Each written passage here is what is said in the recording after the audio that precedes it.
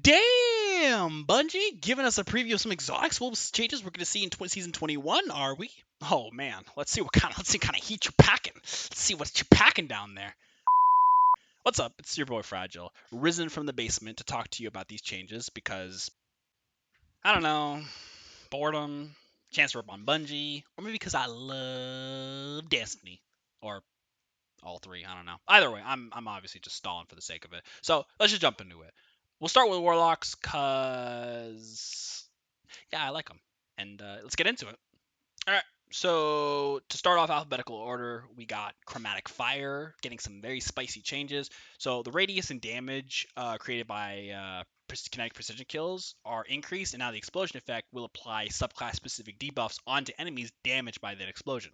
So for Arc we got Blind, Void we got Weaken, Solar Scorch, Stasis is Slow, and I think Strand is Sever. Overall, pretty good changes. Like, not only does I think kinetic damage outshine energy when against unshielded combatants, but there's also a lot of really strong kinetic weapons that a lot of people really like using, right? That can really benefit from a lot of these changes, right? Outbreak Perfected, Arbalest, right? And even the non-exotic ones, right? There's some really strong kinetic weapons like Succession, Hung Jury, right, et cetera, et cetera. There's a lot. I'm obviously just scratching the surface. There's a lot of really good kinetic weapons out there. So being able to apply subclass specific debuffs is pretty great, right? All just by equipping this exotic. All in all, really strong change.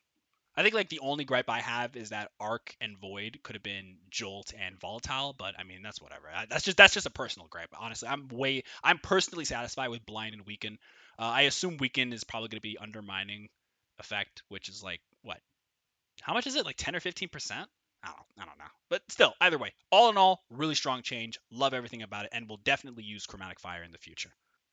All right, Dawn Course. Dawn Course now allows Daybreak projectiles to be increased and no longer relies on enemies to be scorched. Now, this is a bit of a weird one because correct me if I'm wrong, but I'm pretty sure this exotic never did directly increase Daybreak projectiles against scorched enemies. If I remember correctly, all it did was allow Daybreak projectiles to scorch enemies, which indirectly increased its damage due to ignitions and scorch damage being improved by like 200% across the board with this exotic equipped.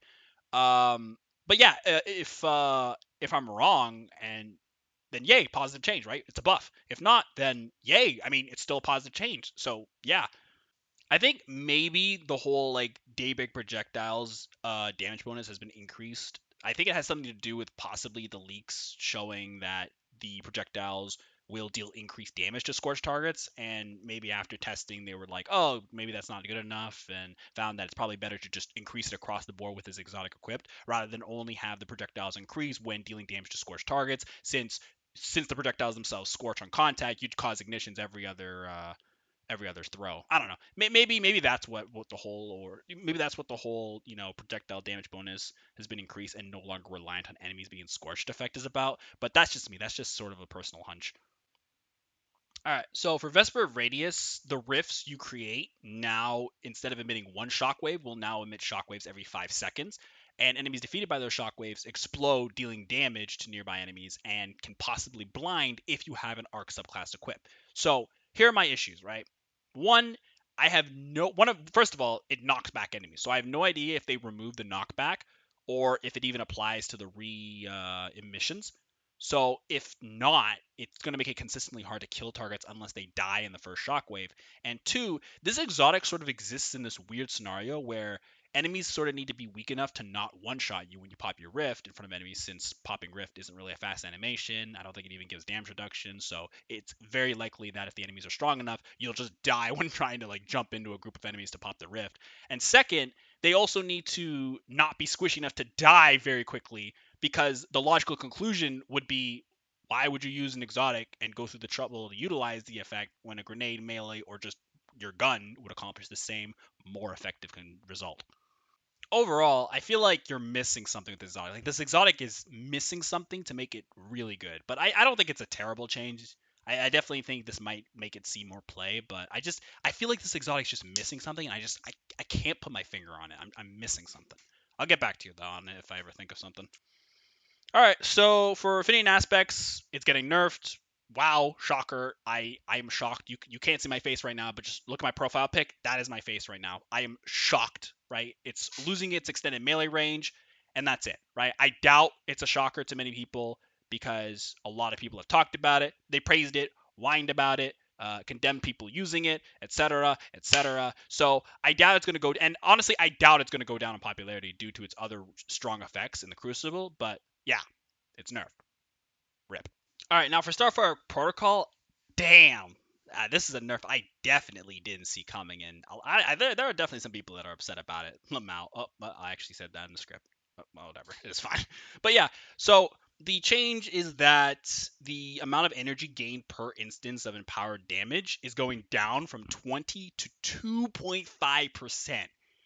Damn, like damn, that is brutal. That's an 87.5% decrease in effectiveness. Like just imagine anything, like your salary, like another exotic, your life. Just imagine anything, right? And just imagine it being like almost 90% less effective than it is now. Like damn, like damn, like just look at the script that I have right now. Like, all it says is rip. Like that is what I wrote for the script. Like that is what I'm supposed to talk about. Just dead. It is gone. It just I am shook. I am flabbergasted. This is goddamn ridiculous. I have no words. I can't. I can't even talk about this. Let's just move on. Like damn. Like that's all I gotta say. Damn. Like damn. It's Squidward. What's he doing here?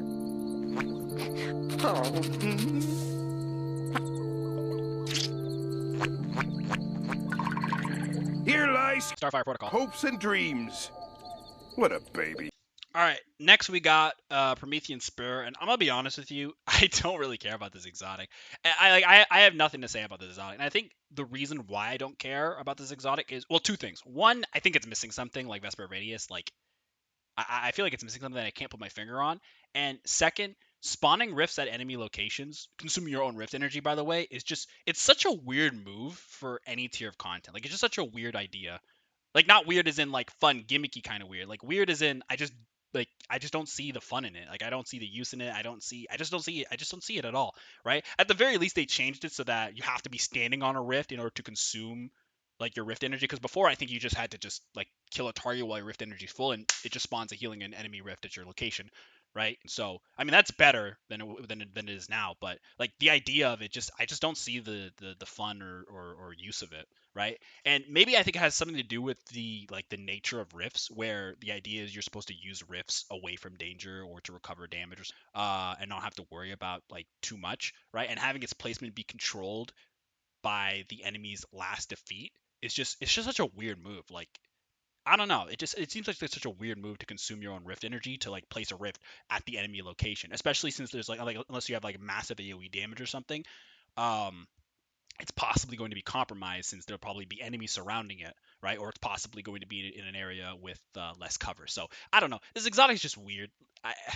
Especially considering the changes, they seemingly want you to move from rift to rift standing in it. It just seems dumb to try and like compromise your position and go somewhere that's possibly more dangerous to get weapon takedowns to then move your location somewhere else, right? Maybe if it just didn't consume your own rift energy or something, or maybe it didn't consume your all your rift energy, right?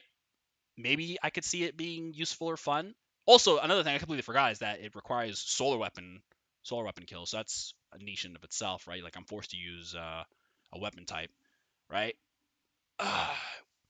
But yeah, I don't know. It's just, I don't know. I'm kind of meh on it, right? And honestly, after typing the script, I kind of realized that Promethean Spur Effect would be so busted, right? Or so fun or so cool, right? If it was combined with Vesper of Radius's effect. Like imagine standing on a rift, shooting an enemy, killing them, right? And then having the rift spawn shockwaves that could possibly blind if you're running around with a subclass or with an arc subclass equipped, right? And then you'd be able to move from one location to another, right? And then defeat more enemies, spawn like generate your rift, right?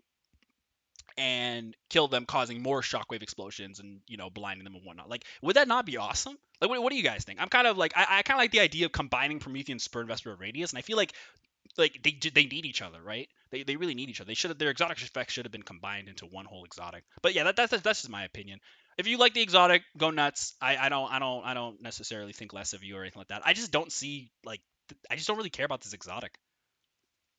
All right, so now we'll talk about Mantle of Battle Harmony, which I'll also talk about Mask of Bacchus and Path of the Burning Steps, since they're all getting the same change. They're all getting the same treatment.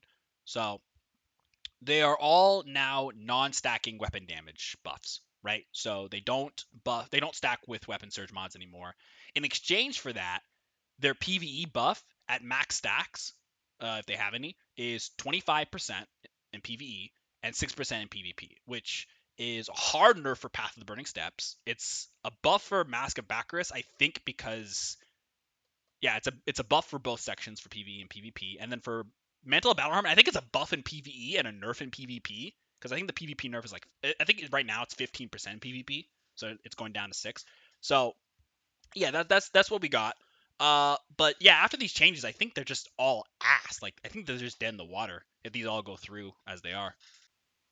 And for the simple reason why these exotics are going to be ass after this change is just due to the fact that weapon surges exist, right? Like running 3 weapon surge mods and collecting orbs of power is significantly easier and provides a bang that is similar to the supposed change. As if you don't know, 3 surge charges is I think what 22% for your weapon type, and you can actually have it split, so you can have 2 for arc, 1 for stasis, or 1 for each type, right? Like you have a lot of like versatility with it, right? But either way, you're not really locked into any of these specific requirements that these other exotics have, right? Like Mantle of Battle Harmony forces you to run the same weapon type damage as your subclass, and you're not allowed to use your super, right? And the effect itself doesn't kick in until after you fill your super, right? Mask of Baccharis forces you on stasis and forces you on arc weapons, so it's already a specific subclass and a specific weapon type, and the effect itself is gated by your hunter charge. The problem is light shift, right? Until light shift finishes, you can't regenerate your hunter dodge. So you have to wait the 10 seconds and then whatever cooldown it is for your hunter dodge in order to, gain the charge back again so you can start up light shift. So all of this requires very, very, very, very specific things, and it's just significantly easier to run the 3x charges, right? With Path of the Burning Steps seeing the most play due to it being, due to Solar Titan being really great at ad clear, strong neutral, and like being the least niche of them all, it's a bit different, which pisses me off, right? I think it's a bit different because it's, I think, less about the 3 surge charge thing and more that they hard nerfed it in PvE and PvP in order to like bring it in line with the other two, because the other two, right, technically got buffed in PvE, while Path of the Burning Steps got hard nerfed, right? And personally, I would have been fine if they just kept the 40%, 35%, but just made it a non-stacking weapon damage buff. But nah, we're just gonna hard nerf it because fuck it. So yeah, these 3 exotics, in my opinion, I think they're just dead. I don't think they're going to see any play after, if this is the changes that they're going to receive, especially Mask of Baccharis and Mental Battle Harmony. I barely see people use it or talk about it as is. So yeah, good job, Bungie. I'll definitely use those. I got you. Yeah, that's it. That's pretty much all the exotics that for Warlock that are getting changed. So I mean, what do you guys think? I personally think a lot of these exotics are kind of. I don't think they're gonna change too much in my priority when it comes to like using them for fun or using them because they're effective. Well, like maybe I guess Chromatic Fire like moves up the list. Dawn Course I was already using. Um, I don't think I don't think Ophidian Aspect nerf is gonna stop me from using it. Starfire though, whew, whew, whew, brutal, very brutal. But all these other exotics, right? Like my feelings for them haven't changed significantly. So that's what do you guys think? Do you guys agree? Disagree? Throw it down in the comments, right? And I'll see you when I do the other 2 later. Bye.